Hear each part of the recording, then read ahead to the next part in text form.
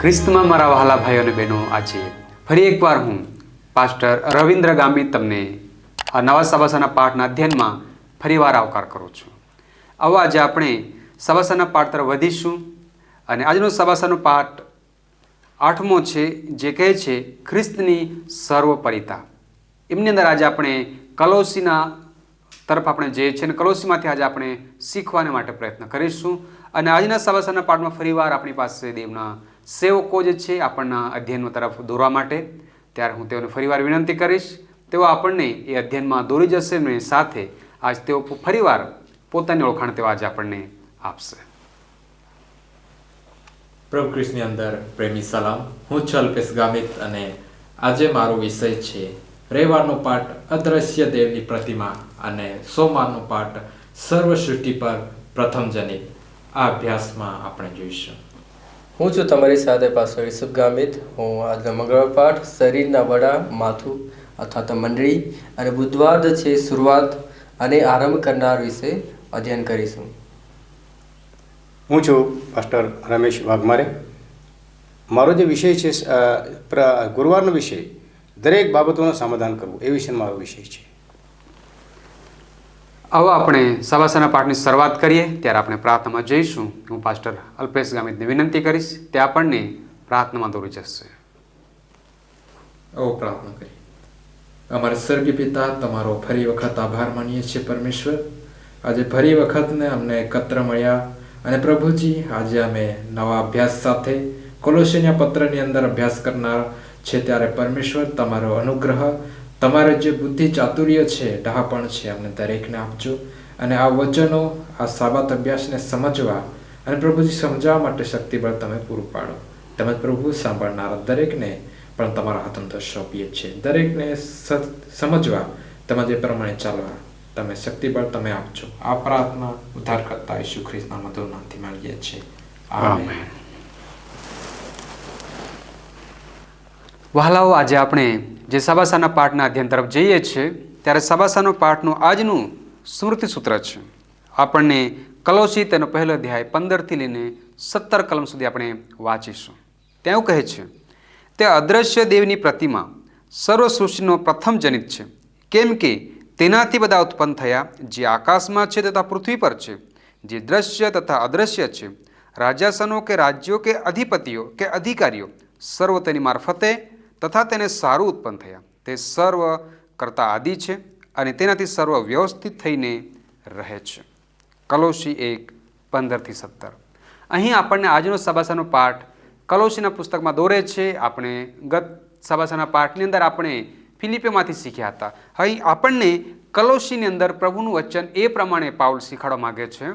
તે કહે છે કે કલોસીઓ એક અલગ રીતે વિચાર કરવાની શરૂઆત કરે છે. કેવીના વિચાર તેની સરણી છે તે બાબત તરફ દોરે છે. ખ્રિસ્તને તેઓ કેવીના માને છે તે બાબત છે. અને અહીં પાઉલ કલોસીઓના માટે એ પ્રમાણે પ્રાર્થના કરે છે કે તેઓ પ્રભુને એક વધુ ખુશ થાય, પ્રભુથી વધુ સારા રહે, એના માટે તે વિનંતી કરે છે. અને એમની સાથે બે વિરોધાભાસની બાબતો છે, જે એક પ્રકાશ અને અંધકાર, અને એ પ્રકાશનું રાજ્ય તથા અંધકારનું આ જગતમાં આધિપત્ય છે, તેના વિશે તે વાત કરે છે. એમની સાથે દેવ પિતા આપણને પ્રકાશના ક્ષેત્રમાં ભાગ લેવા તથા તેમાં રહેવા લાયક આપણે આજે બનાવ્યા છે, તેના માટે શીખવે છે. અને અંધકારની શક્તિથી આપણે બચાવ્યા છે, એના બાબત પણ આપણે શીખનારા છીએ. તથા તેમના પ્રિય પુત્ર રાજ્ય અંદર આપણને સ્થળાંતરિત કર્યા છે અને ત્યાં આપણને પાપની માફી છે, એ પણ આજે આપણે શીખવા માંગીએ છીએ. અને સાથે બીજા શબ્દમાં જ આપણે એમ કહીએ તો ઈસુ ખ્રિસ્ત આપણો સર્જન છે, આપણું ઉદ્ગમ સ્થાન છે. ઈસુ ખ્રિસ્તે આપણને ઉદ્ધાર કર્યા છે તેના માધ્યમથી, અને એમની સાથે તેણે આપણે વિશ્વાસના દ્વારા તેના એક વિશ્વાસુ પુત્ર તરીકે આપણને તેણે બચાવ્યા છે અને તેના રાજ્યના તરફ આપણે ખસેડવાને માટે તેણે આપણને આહ્વાન આપ્યું છે. તો આવો આજે આ બાબત પર આજે આપણે અધ્યયન કરનારા છીએ. ત્યારે હું આપણા મધ્ય પાસ્ટર અલ્પેશભાઈને વિનંતી કરીશ, તે આપણને આગલા અધ્યયનમાં દોરી જશે અને આપણે કલોસીયના માટે જે પાઉલ શિક્ષણ આપે છે તેને આજે આપણે શીખીશું. આવો આપણે છે રવિવારના અભ્યાસ પાઠની અંદર જઈશું. અદ્રશ્ય દેવની પ્રતિમા. એક પ્રતિમા વિશે જોઈએ છે કે આબેહૂબ એક વસ્તુની બનાવેલી હોય છે. આપણે એક અરીસા માટે વિચાર કરીએ કે અરીસામાં આપણે એક ચહેરો જોઈએ છે, પોતાનો ચહેરો જોઈએ છે, પરંતુ એ છબી છે, એ જે ચહેરો છે એ સ્પષ્ટ છે, પરંતુ એ જીવતો નથી, એમાં શ્વાસ નથી, અને એ અસલી ચહેરો બતાવે છે ખરો, પરંતુ એમાં જીવન નથી હોતું. તો તેવી જ રીતના આપણે બાઇબલમાં છે ઈશ્વરની પ્રતિમા વિશે જોઈએ છીએ, કે દેવની છબી વિશે જોઈએ છે. ત્યાં ઉત્પત્તિના પુસ્તકમાં આપણને જોઈએ છે કે ઈશ્વરે છે એ મનુષ્યને પોતાની પ્રતિમા, પોતાની એક આબેહૂબ પ્રતિમામાં બનાવે છે. પરંતુ શું થાય છે કે જે દેવની પ્રતિમા હતી એને લાંછન લાગે છે, અથવા તો એનો પ્રકાશ છે એ ઝાંકો પડી જાય છે એમ કહી શકીએ છીએ. અને એ શા કારણે? કારણ કે પાપ છે ત્યાં પ્રવેશે છે, અને મનુષ્યના પાપને કારણે છે જે દેવનું યોગ્ય પ્રતિબિંબ, જેવી રીતના અરસા માફક યોગ્ય પ્રતિબિંબ આવવું જોઈએ તેવું ન આવતું હતું. કારણ કે પાપના લીધે છે દેવની જે વ્યક્તિત્વ હતું એ ઝાંખું થઈ ગયું હતું. અને જ્યારે આગળ વધીએ છીએ ત્યાં હિબ્રુનું પુસ્તક આપણને કહે છે, પરંતુ દેવના તત્વની આબેહૂબ પ્રતિમા એ કોણ છે? એ છે ઈસુ ખ્રિસ્ત. પાઉલ પ્રેરિત છે આપણને અહીં કહે છે કે ઈસુ ખ્રિસ્ત છે એ એક અલગ બાબત છે. ઈસુ ખ્રિસ્ત છે એક જે ઝાંકી છે એ ઝાંકી પડી ગઈ હતી, જે પ્રતિમા ઝાંકી પડી ગઈ હતી, એને હવે આબેહૂબ કેવી રીતના દેવ હશે એને ખ્રિસ્ત બતાવે છે. યુહાન તેનો 14મો અધ્યાય અને 9મી કલમની અંદર આપણે વાંચીએ છીએ, ત્યાં કહે છે કે જેણે મને જોયો છે તેણે બાપને પણ જોયો છે. અહીં ઈસુ ખ્રિસ્ત આપણને કહે છે કે જેણે ઈસુ ખ્રિસ્તને જોયો છે એનો મતલબ એ છે કે એના પિતાને, એટલે કે પિતા પરમેશ્વરને પણ જોયો છે. અને જૂના કરારમાં જે ઈશ્વરનું, દેવનું જે પ્રતિમા છે અદૃશ્ય થઈ ગયું હતું, એને કોણ જીવંતમાં લાવે છે? તો એ ઈસુ ખ્રિસ્ત લાવે છે. જે દ્રશ્ય છે અદૃશ્ય થઈ ગયું હતું એને દ્રશ્યમાન કોણ કરે છે? ઈસુ ખ્રિસ્ત કરે છે. ઈસુ ખ્રિસ્તના જે વિચારો અને તેનું જે વ્યક્તિત્વ હતું એ આપણી વચ્ચે પ્રગટ થયું. દેવનું જે વ્યક્તિત્વ હતું એ ખ્રિસ્ત દ્વારા આપણે મધ્યે પ્રગટ થયું. અને એ માટે જોઈએ છે કે એ કહે છે, એ પોતાની ઓળખાણ કેવી રીતના આપે છે કે હું અને બાપ એક છીએ, અને હું જીવનની રોટલી છું, અને હું છું એ જ છું, જે મૂસાને કહ્યું હતું તે જ. અને એવી રીતના પોતાની એ સંબંધ પિતા સાથે દર્શાવે છે. આમાં કોઈકને પ્રશ્ન થઈ શકે છે તો તમે કોમેન્ટની અંદર મૂકજો. પરંતુ અહીં છે એ બાબત પર વિચાર કરીએ કે જો ઈસુ ખ્રિસ્ત દેવ તરીકે અથવા તો દેવ સિવાય અન્ય કોઈ આ પૃથ્વી પર બલિદાન થયું હોત તો એ શું હોત? તો ઈસુ જો દેવ તરીકે અથવા તો કોઈ બીજું મનુષ્ય છે એ બલિદાન થત તો એ શું થાત કે નિર્દોષ અને ત્રાહિમ વ્યક્તિ છે એ મરવા મોકલ્યો હોત એવું થઈ જાત. અને એ પ્રેમનું નહીં પરંતુ અન્યાય અને ક્રૂરતાનું કૃત્ય ગણાય. એટલા માટે પિતા પરમેશ્વર છે એ ઈસુ ખ્રિસ્ત છે એ પોતે નીચો થઈને આવે છે, નમ્ર થઈને આવે છે, અને નીચે આવીને એ પોતાનું લોહી વહેવડાવે છે. એક કિંમત એના થકી આપે છે. અને આ પ્રેમ થયું, સ્વ અર્પણ થયું, સ્વ બલિદાન થયું, અને એ આપણા માટે કર્યું.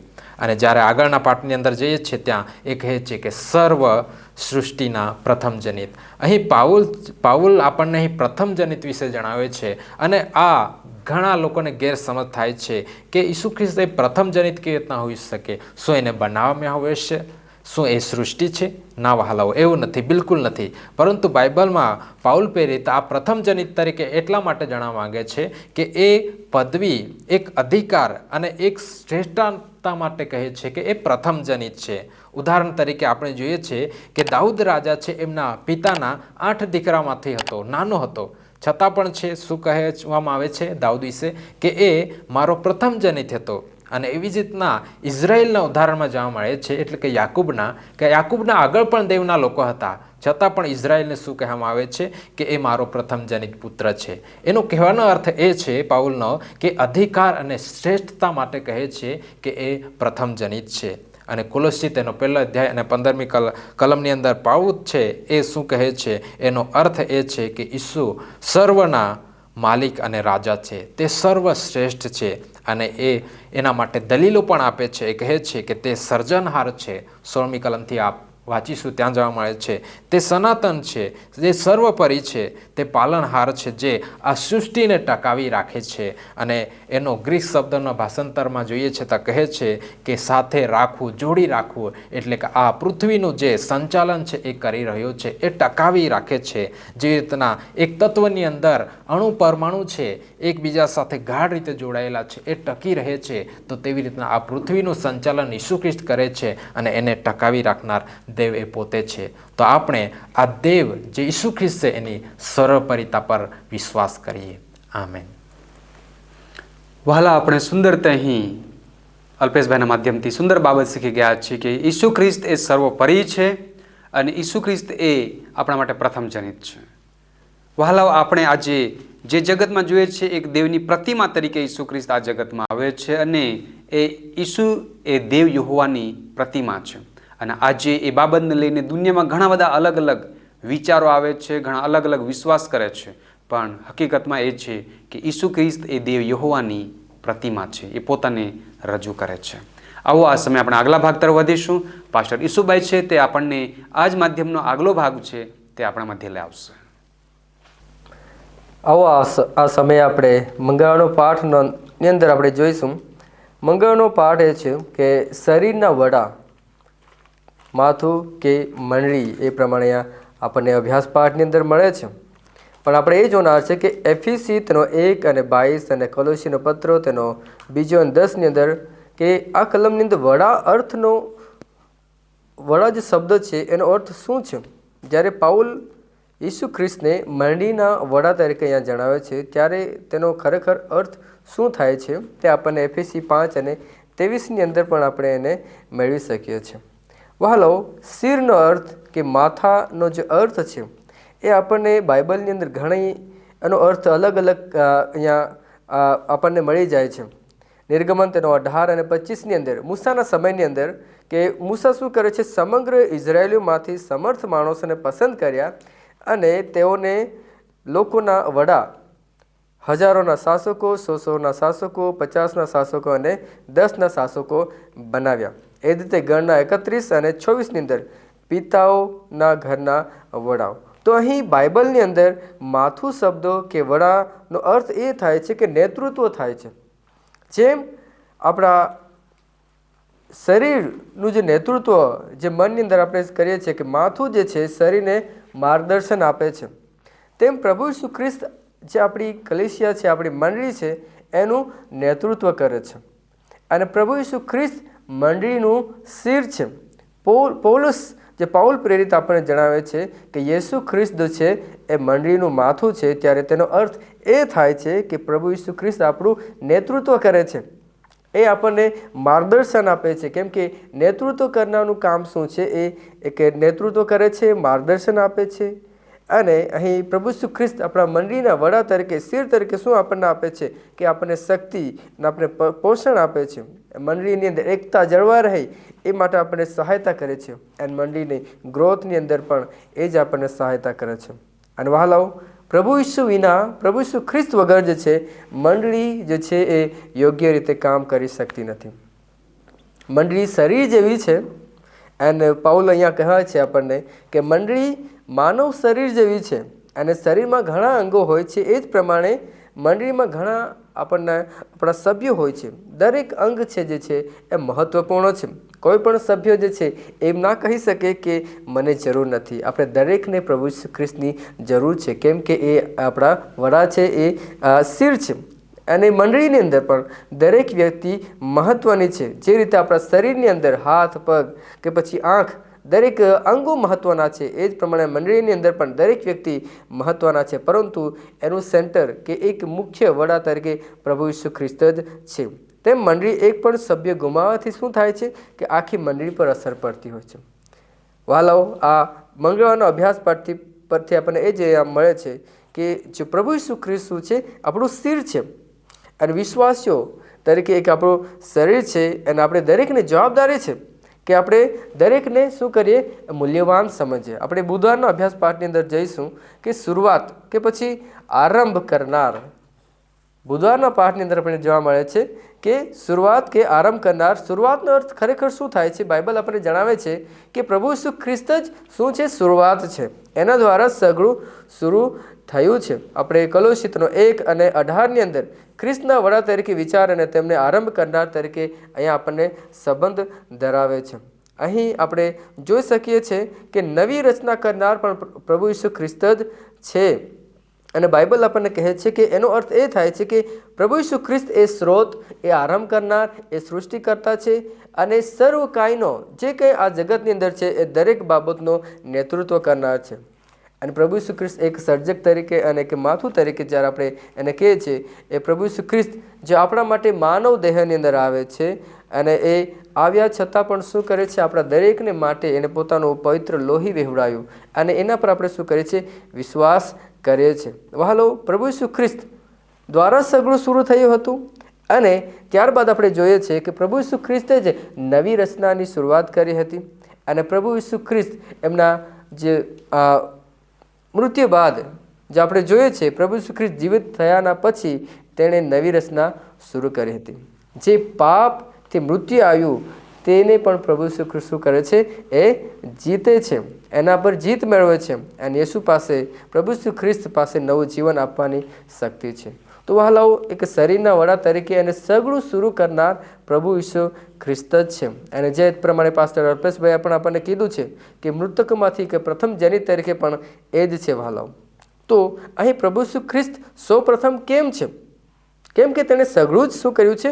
એમના દ્વારા સર્જન થયું છે અને સર્વ કાંઈ કરતાં પહેલાં એ અસ્તિત્વમાં હતો અને છે અને તે બધાને જે છે શું કરે છે? જોડી રાખે છે. એને આપણું શિર છે. વહાલાઓ, અને આપણા માટે આજનો એક સુંદર આ સંદેશ એ છે કે જેમ પ્રભુ ઈસુ ખ્રિસ્ત સર્વ બાબતની અંદર પ્રથમ છે, તેમ આપણા જીવનમાં પણ પ્રથમ આપણે પ્રભુ ઈસુ ખ્રિસ્તને જ રાખીએ. આમેન. વહાલાઓ, આપણને જોવા મળે છે કે ખ્રિસ્ત એક સર્વોપરી તરીકે મંડળીમાં પણ એક સર્વોપરી છે અને એમની સાથે એ શરૂ કરનાર પણ એ જ છે. અને એમને સર્વોપરી કહેવાનું એ ખરેખર બંધબેસતું એક આવે છે, કેમ કે શરૂઆત પણ એ જ છે અને એ સર્વનો સર્વોપરી છે. આપણી મંડળી છે એમાં પણ એ સર્વોપરી છે અને આપણે સર્વોપરીનું માનીને આપવાનું ઘટે છે. આવો આપણે આગલા ભાગમાં વધીશું. વડીલ પાસ્ટર રમેશભાઈ છે તે આગલા ભાગની અંદર આપણને પ્રકાશ પાડશે. સારું, તો આપણે ગુરુવારના અધ્યયનમાં આપણે જોઈશું. આપણે અત્યાર સુધી જોયું છે પાસ્ટર અલ્પેશ, એમણે કલોસીનો 1 અધ્યાય 15 વચનમાં આપણને વંચાયું છે કે તે અદૃશ્ય દેવની પ્રતિમા સર્વસૃષ્ટિનો પ્રથમ જનિત છે. એ આ એક ખ્રિસ્તની સર્વોપરિતા તે આપણને જોવામાં આવે છે. ખ્રિસ્તની સર્વોપરિતા શામાં છે? અમે તેનું અવલોકન, અમે તેનું વિશ્લેષણ વધારે આપણે કલ્પના કરી શકતા નથી. એટલી હદે એમનું જે સર્વોપરિતા છે તે છે. એટલે સુધી કે અત્યારે અમે પાસ્ટર યુસુફ એમણે પણ કહ્યું કે તે મંડળીનો વડા છે, મંડળીનો તે શિર છે, તે પ્રથમ જનિત છે અને તે આદિ તથા અંત છે. બધી વાતોનો સમાવેશ પ્રભુ ઈસુ ખ્રિસ્તમાં આપણને જોવા મળે છે. પણ અમે તો આટલા સમાવેશ હોવાના લીધે શું એમનું કાર્ય શું બને છે? શું મનુષ્ય અને